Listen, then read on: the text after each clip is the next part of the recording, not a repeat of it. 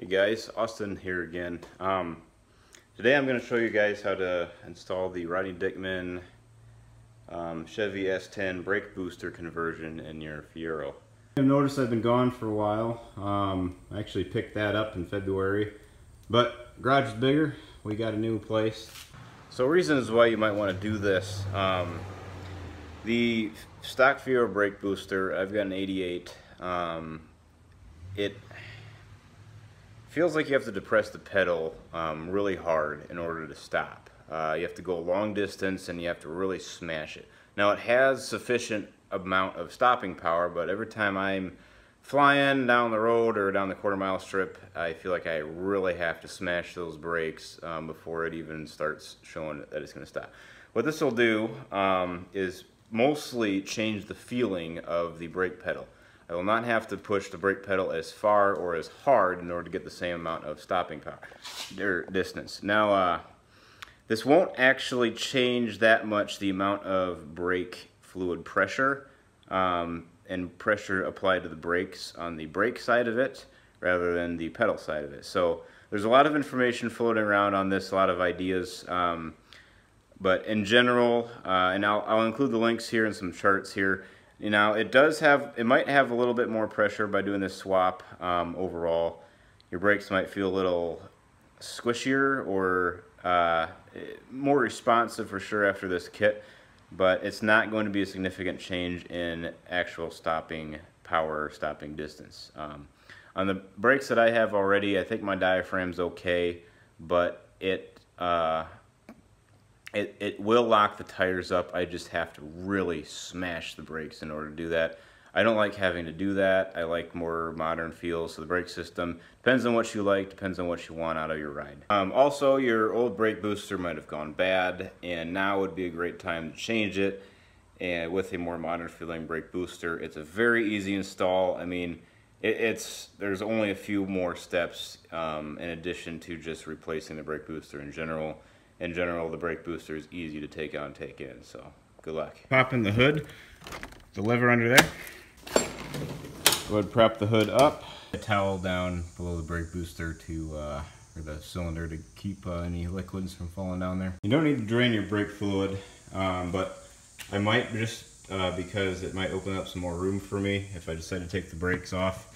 So you can do that by opening up your brake cylinder. The rubber out of there, and I already drained it. But what I did is I took a spray bottle hose, I stuck it down as far as I could go, and just sprayed it into a jar of brake fluid. So go ahead and do that. There is a small bracket here that is sits there, and it's screwed on with a 10mm bolt, and that sits right here.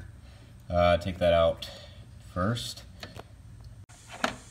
And then there are there's two bolts, which I already have them loosened up, two 15s on either side here on the front of the brake booster. And then there are 4 bolts here, a stud down there, there, and there. It's kind of hard to get to. They're 13mm. I took a short socket to get them out.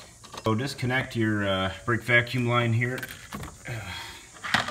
and start wiggling this guy out. You can bend these brake lines a little bit, or you could choose to take these out here. Mine are a little hard, or they're a little stuck, so I'm going to leave them and see if I can just bend them a little bit out of the way to move this whole thing out of here. Okay, good. Now that I wiggled this off here, I'm going to go, and you might want to do this beforehand, and actually unhook the brake pedal, which I already have done. This is very easy to do. Grab yourself some, where are we here? So brake pedal there. Grab yourself some pliers, and there is a little, there it is. This pin right here is held in by a cotter pin, and it threads through that, or it slides through that. So you can take that cotter pin out with some pliers. You can just wiggle this off, and then the brake booster should be able to come freely out. You might want to, oh boy, prop up your brake pedal with those pliers like that. because if it drops down being disconnected, your brake lights will go off and kill your battery. And here comes the brake booster itself. So all these parts are available on rodneydickman.com. He will send you a link to this Summit booster. It fits an S10, but it's from something else. I'll include the links in the description, but this is what you'll get in the mail here. And actually the shaft is a lot shorter. I already screwed it on, but this end piece here is Loctited on. It is Rodney Dickman's little extension to make it as long as the Fiero's. So you'll get this in the mail from Rodney. Loctite this guy on to the end of the threaded shaft here, and then what you want to do is take the Fiero brake booster, and I already did this. Take this guy out. We're keeping that, and I drilled these rivets out. You don't have to drill too hard. It did take quite a bit of drilling, but drill and take those rivets out and save that bracket. And all this now you can discard. So the Summit brake booster comes with 4 15mm bolts on these studs here and this bracket, and we're going to swap the brackets with the original Fiero one. That comes off, and best way that I could oh yeah, also the boot here comes off too, and we reuse the Fiero boot. Make sure you grab the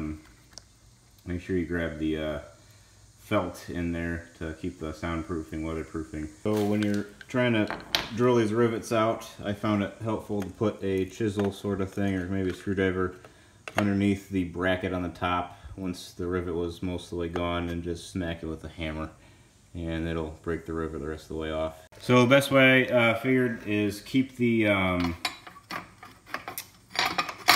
see, the Fiero bracket will fit on like that. Keep this this part that attaches both sides down on the bottom of the brake booster. You can tell it's the bottom because on this side the vacuum attachment is on the top. So keep the attached side down. Put it on, and you can put your nice glove back on too, your boot back on, and then bolt her down. And now we're going to grind these studs off down to the nut, and that'll aid with clearance when we're putting it back in the car, so we can get the nuts and bolts, or the studs, through these here and get the wrench in there. And after you grind them off, while it's still hot, I might back off the nuts a little bit, all the way over the end of the threads to reshape them for next time if you have to ever take this thing back off. It'll make it a whole lot easier. On the front of your booster you have a little tiny plastic cover. It helps keep the pin out or in when during shipping. Take this guy off. Now we're ready to put it in the car.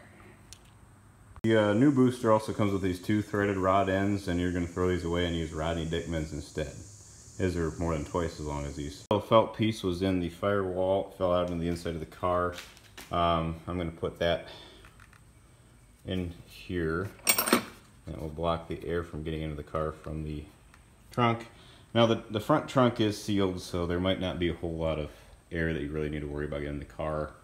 So just slide the rod through the firewall for fitment and line up the bracket. And you might see that you have a little bit of interference down here where the brake booster it's a little bigger around, so it'll kind of rest on the inner fender. What we're going to do is take a 5-pound hammer, maybe the ball end of it, and hammer that in a little bit. You might want to take some kind of mallet so you don't chip the paint off and it doesn't rust later. My area was pretty dusty, so I can see where it has the interference, so I'm going to smack that.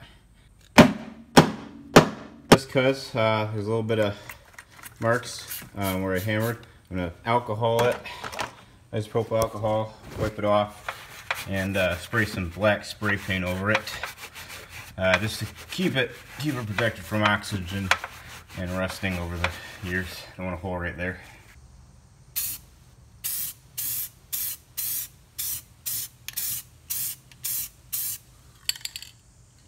So I'd slide it in, and the your brake rod might get stuck in there, so I'd wiggle it around or go into the car and loosen it up. Get stuck on the old brake pedal. I'd put a nut on the end of these first, because this is really hard to get on otherwise. The shaft is now inside, and you can just line up the brake pedal pretty easy. Slide the shaft over, and I would put there's two washers that came off. I'm not sure what order they're in. I believe one goes on, kind of acts as a bearing, and then the pin goes through, and then the other washer. No, actually both washers would have to go on first. Could be a washer on either side of the lever. Yeah, that's probably what it is. Then put your cotter pin back in, and there's the cotter pin back on. So it operates. And I would bend the lines back so that this bracket lines back up, and then put the 10mm screw back in. I tighten these two studs up, and then these 4 studs. My hand was too big to get back behind here to get the bottom stud. Take the cap off of your booster, and the hose doesn't fit, so I'm going to reuse the old one. Just give this guy a good yank, and same thing with the other. As you can see, the bottom fitting is the same size, but the hose adapter is quite bigger. So I'm going to put this old one into the new booster here,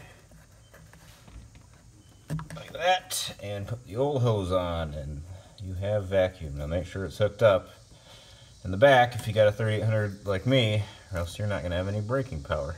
And if you drain your fluid, which you didn't really need to at all, go ahead and fill it back up. I'm not going to bleed them because I didn't lose any fluid out of the lines, but you might want to go ahead and bleed them anyways. Never a bad idea.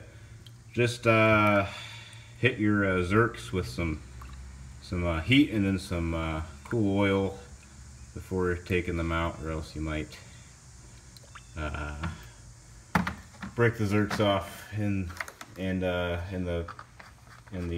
brake caliper, and if that's the case, you're screwed, because it takes like weeks, if not months, for them to reman a new one.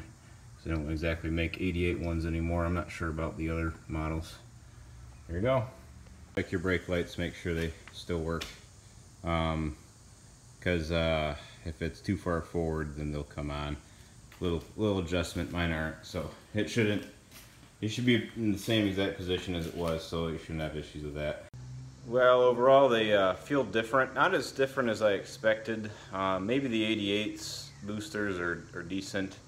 I know I've felt other Fieros, and their brakes feel different with the same kit. I might need to bleed my lines a little better or something. But overall, it is different. It's a little more sensitive. If I really want to stop, I still have got to smash it down to the floor. I don't feel like that's as hard to do as it used to be. But overall, they work. They're a little bit more sensitive. I'm glad I did it. Guys, please remember to subscribe, and if you have any questions about this or anything else to do with Fieros, give me a holler, let me know. I respond to every single comment. So yeah, see you next time.